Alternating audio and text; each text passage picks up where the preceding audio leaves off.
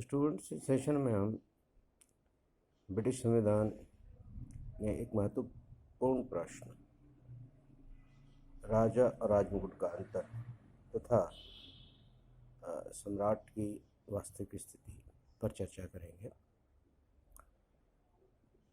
राजा और राजमुकुट का अंतर आज के दिनों में जो है वो स्पष्ट दिखाई देता है।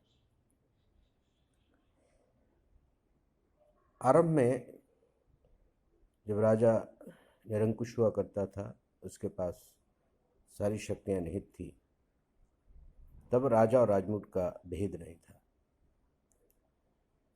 राजा राजमुकुट पहन करके सारी शक्तियों का वो प्रयोग करता था, परंतु धीरे धीरे जैसे जैसे राजा और नागरिकों के मध्य संघर्ष हुआ और मोनार्क ने धीरे धीरे अपने शक्तियों को जो है दूसरी संस्थाओं को हस्तांतरित करना प्रारंभ किया, वैसे वैसे यह राजा और राजमुकुट का अंतर स्पष्ट होने लगा। राजा ने धीरे धीरे विधायी शक्तियां मूल रूप से संसद को हस्तांतरित कर दी। उसी प्रकार कार्यकारी शक्तियां धीरे धीरे उन्होंने मंत्रिमंडल और प्रधानमंत्री को हस्तांतरित कर दी, और इसी प्रकार न्यायिक शक्तियां भी उन्होंने धीरे धीरे पहले उच्च सदन को और उच्च सदन के माध्यम से अब जो है उच्चतम न्यायपालिका को हस्तांतरित कर दिया।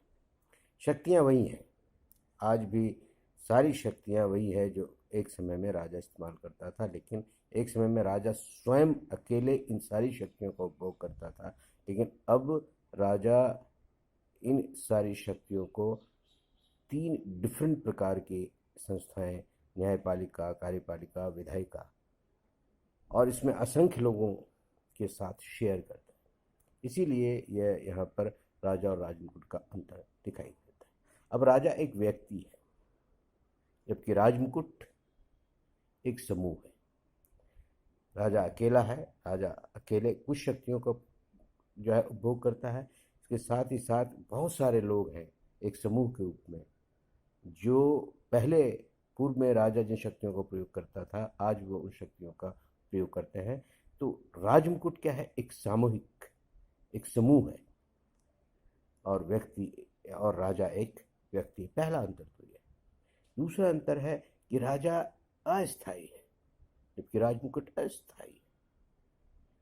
राजमुकुट परमानेंट है। राजा आते जाते रहते हैं, राजा बनते हैं, उनका देहावसान हो जाता है, फिर दूसरे राजा बनते हैं, फिर तीसरे राजा, और राजा इस तरह से बनते चले आए। लेकिन राजमुकुट जिसमें संपूर्ण शक्तियां निहित हैं, वो स्थायी रूप से बना हुआ है, और उन शक्तियों का जो है लोग उपयोग करते हैं। तीसरी चीज, राजा अकेला है, एक व्यक्ति है, जबकि राजमुकुट एक संस्था है। अब सारी शक्तियां संस्थाओं में हस्तांतरित हो गई हैं। पहले राजा एक संस्था थी जिसमें सारी शक्तियां नहीं थी, अब भिन्न भिन्न संस्थाएं बन गई है। भिन्न भिन्न संस्थाएं मिलकर के उन शक्तियों का प्रयोग करती है जो राजमुकुट को रिप्रेजेंट करती है। राजा अकेला रह गया। तो इस तरह से आप राजा और राजमुकुट के अंतर को स्पष्ट कर सकते हैं। राजा एक व्यक्ति है, राजमुकुट समूह है। राजा अकेला है, एक व्यक्ति है, राजमुकुट संस्था है। राजा अस्थायी है, मॉर्टल है, जबकि राजमुकुट परमानेंट है, इमोर्टल है। इस तरह से जो है डिफरेंस प्रस्तुत कर सकते हैं। अब दूसरा महत्वपूर्ण प्रश्न जो है कि आज की स्थिति में सम्राट या सम्राज्ञी या किंग या क्वीन की वास्तविक स्थिति क्या है। जैसा कि हम सभी जानते हैं कि ब्रिटेन में प्रजातंत्र धीरे धीरे विकसित हुआ है।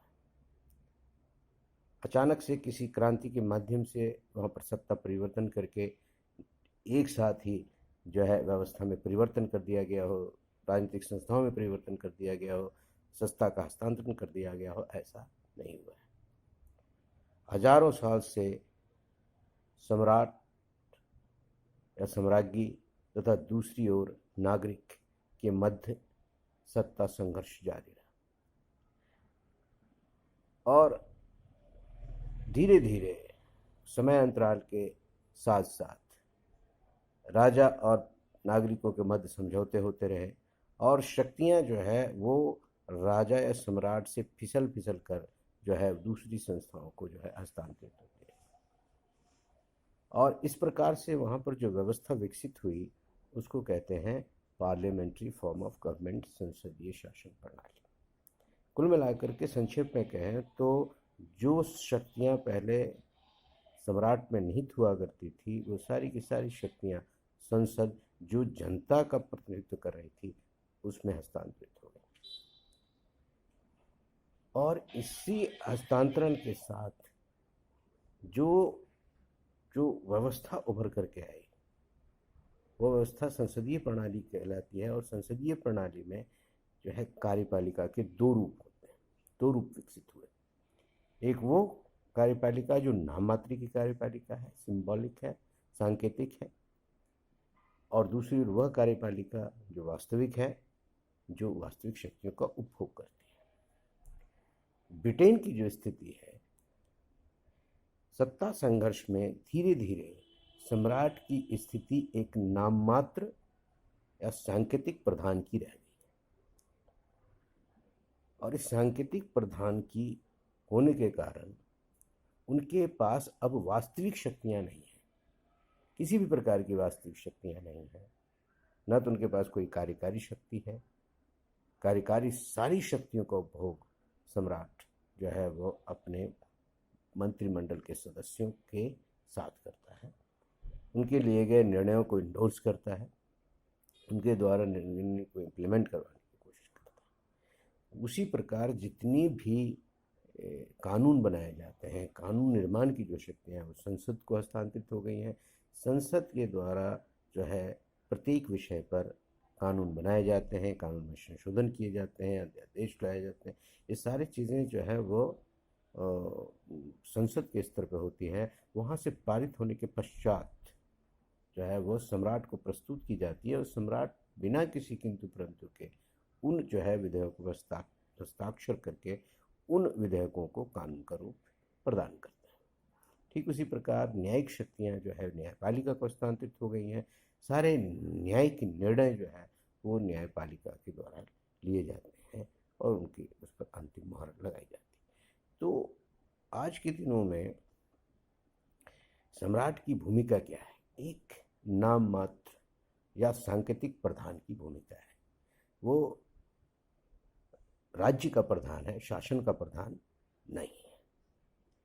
लेकिन क्या, और इसीलिए बहुत सारे विद्वान उसे कहते हैं कि जो सम्राट है वो गोल्डन साइफर है, स्वर्णिम शून्य है, उसके पास कोई शक्तियाँ नहीं, केवल डेकोरेटिव पावर। लेकिन क्या ये सही है? लार्जली ये सही है कि सैद्धांतिक रूप से उसके पास पार्लियामेंट्री फॉर्म ऑफ गवर्नमेंट में एक सांकेतिक प्रधान के पास कोई वास्तविक शक्तियाँ नहीं, लेकिन परिस्थिति जन्य उनके पास आज भी बहुत सारे अधिकार हैं। दो परिस्थितियाँ ऐसी उत्पन्न होती है जिसमें सम्राट की भूमिका बहुत ही महत्वपूर्ण हो जाती है। पहली स्थिति होती है जब निम्न सदन में किसी भी दल को स्पष्ट बहुमत नहीं मिलता या किसी भी सदन में स्पष्ट बहुमत वाले दल के नेता के द्वारा त्याग पत्र दे दिया जाता है और जो है सदन का कार्यकाल पूरा नहीं हुआ है, दूसरी सरकार के निर्माण की आवश्यकता बाकी। उन परिस्थितियों में जो है सम्राट की भूमिका निर्णायक हो जाती है। वो किसी भी व्यक्ति को कुछ समय के लिए प्रधानमंत्री पद पर आसीन कर सकता है, लेकिन ये परिस्थिति जन्य अधिकार है। ठीक उसी प्रकार सम्राट के पास एक अधिकार है कि वह समय से पहले निम्न सदन को भंग कर सकता है, परंतु निम्न सदन को भंग वह तभी कर सकता है जब प्रधानमंत्री के द्वारा इस आशय का रिकमेंडेशन उनके पास आया। यदि ऐसा नहीं है तो सम्राट अकेले निम्न सदन को भंग नहीं कर सकता। लेकिन यदि ऐसा प्रस्ताव, निम्न सदन को भंग करने का प्रस्ताव ऐसे व्यक्ति के द्वारा, ऐसे नेता के द्वारा आ रहा है जिसको लेकर के ये संशय है सम्राट को या देश को कि उसने शायद बहुमत खो दिया है, उसके पास बहुमत नहीं है। ऐसे व्यक्ति के रिकमेंडेशन को मानना या ना मानना वो सम्राट के पास है। तो इस तरह से कुछ परिस्थिति जन्य अधिकार हैं जो आज सम्राट के पास है। सम्राट पूरी तरह से स्वर्णिम शून्य नहीं कहा जा सकता है कि उसके पास कोई अधिकार। ठीक इसी तरह वाल्टर बैजॉट ने 1867 में एक किताब लिखी थी ब्रिटिश गवर्नमेंट पे, और ब्रिटिश गवर्नमेंट पर किताब लिखते हुए उन्होंने सम्राट के संदर्भ में 3 अधिकारों की चर्चा की। सम्राट के पास आज भी 3 अधिकार। अधिकार क्या है? सरकार को चेतावनी देना, सरकार से सूचनाएं प्राप्त करना और सरकार को परामर्श देना। सरकार को परामर्श देना पहली चीज है, सरकार को चेतावनी देना।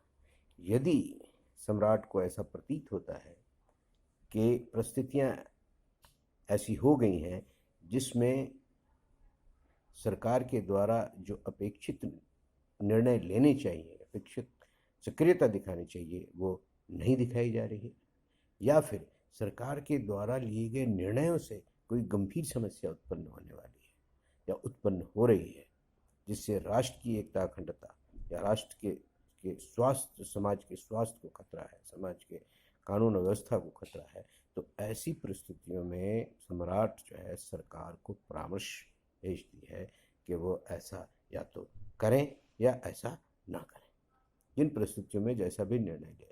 और इस संदेश का व्यापक जो है प्रभाव होता है, इसका एक जो है बहुत ही प्रभावी अर्थ होता है, क्योंकि ये संदेश जब जाता है तो सरकार पर एक दबाव पड़ता है कि सम्राट जो पूरे देश की एकता और अखंडता को रिप्रेजेंट कर रहा है, पूरी सामाजिक एकता और सौहार्द को रिप्रेजेंट करता है, उसकी तरफ से कोई चेतावनी आई है तो उसको गंभीरता से लेने की आवश्यकता है। यदि उसको गंभीरता से नहीं लिया गया तो जो है सरकार की सेहत पर फर्क पड़ सकता है।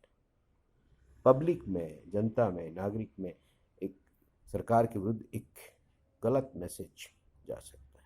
दूसरी चीज़ है सरकार से सूचनाएं प्राप्त करना।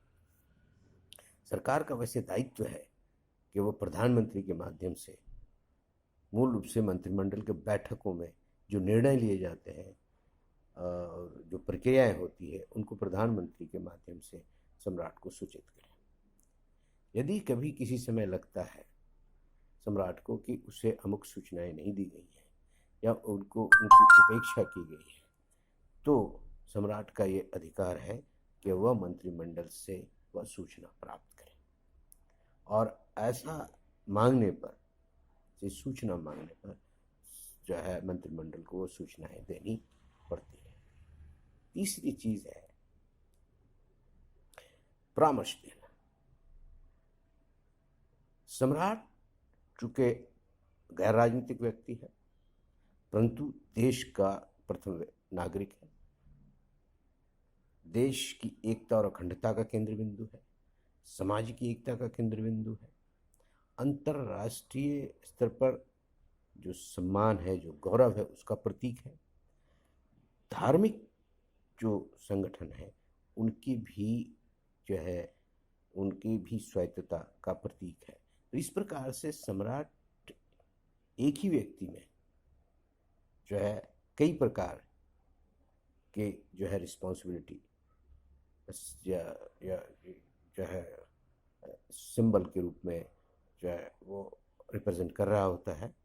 तो इसलिए उनके द्वारा दिए गए एडवाइस, परामर्श सरकार को गंभीरता से लेने पड़ते हैं, क्योंकि वो सरकार के आंतरिक मामले में हस्तक्षेप नहीं करता, परंतु यदि कोई व्यापक विषय है, कोई राष्ट्रीय विषय है या अंतर्राष्ट्रीय महत्व का विषय है, तो ऐसे विषयों पर जब परामर्श दिए जाते हैं, क्योंकि उनके पास अनुभव बहुत बड़ा होता है, लंबे साल तक वो पद पे बने रहते हैं, अंतर्राष्ट्रीय स्तर पर जो राजनयिक हैं या जो राज्य अध्यक्ष हैं उनसे लगातार उनका संवाद होता है, तो अनुभव बहुत होता है।